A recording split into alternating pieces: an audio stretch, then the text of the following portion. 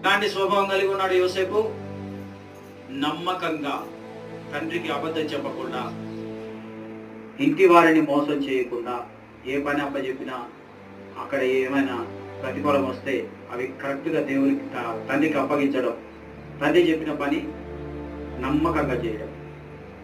తన సహోదరుల విషయంలో చూస్తే వాళ్ళు మందలో ఉన్న గొర్రెల మందలో ఉన్న గొర్రెల గురించి తప్పులు లెక్కలు చెప్పడం,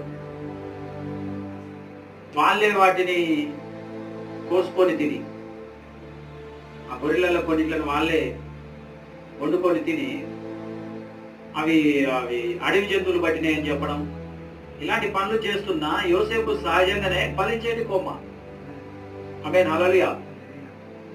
ఆ సమాచారాన్ని మొత్తం వాళ్ళ నాన్నకి చెప్పడం, వాళ్ళ నాన్న ఏదైనా ఒక పని చెప్తే నమ్మకంగా పనిచేయడం, సహజంగానే యోసేపు ఫలించేటి కొమ్మ.